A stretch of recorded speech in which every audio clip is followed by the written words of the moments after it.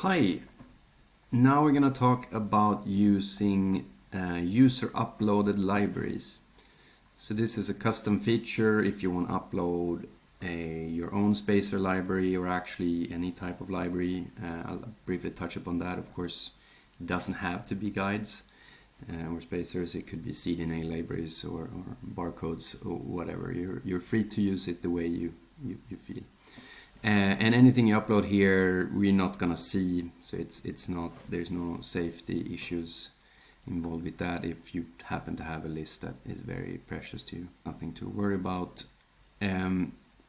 So if we press this one, and I have another video going through the other libraries, so watch that first probably. But if you want to use a user uploaded video, and the idea about that is we've embedded some libraries here which we think are good for different reasons.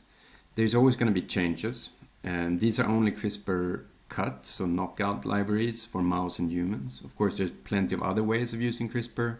There's other species, etc., but we've not been sort of focusing on that for here. But we give you the possibility then to upload your own one, and then you need to choose a file.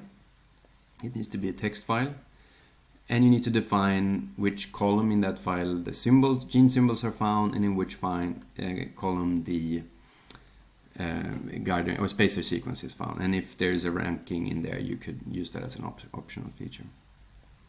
So I'm going to give you an example where I go to add gene. Add gene is a great tool for these sort of things, or resource for these sort of things. I'm going to go to pooled libraries. So they have a lot of different versions of these, right? And I'm not going to dwell on that, but it would be very feasible to use green listed also for CDNA libraries, for example, or barcoding for that matter. There are plenty of, so these are knockout libraries, there are plenty of knockout libraries, right?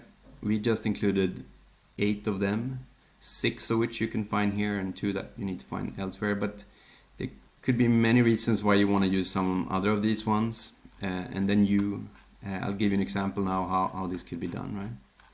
There are also CRISPR-A, CRISPR-I, etc., different versions that you might want to use, right? So let's say that you find a library, there's a publication you like, some person you like, and you sort of say, well, this is an update, this is a development in the field.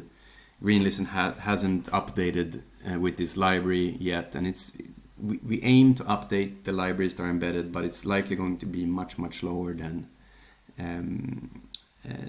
you would want. So the best way of doing it is then you try to identify the guide list, the spacer list, and in AdGene it's typically found here. You download it. I open it now in Excel. Looks something like this, right? And then we directly see that this is column 2 has the gene symbol, column 3 has the spacer sequence. What you need to do is to save this file. I need to enable saving. You need to save it as a text tab delimitated file. And that's it then. So then we can go back to green listed. Now we have generated our file. It's here. It's in there. We know that the gene symbol column is number 2. Spacer column is number 3. And then we can just go ahead. And as a matter of fact, this library I know only contains guides targeting the surface or surface proteins in humans. And we know, for example, the IL-4 receptor is a surface protein. Yes, it's found. We know that TP53 is not, right? So it's not found, right? And that's indicated down here. But then we do as usual. You add whatever you want to have, how many guides you want to have, your adapter sequences, etc.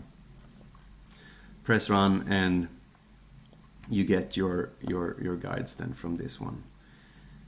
Spacer sequences, and you can work with it as any library.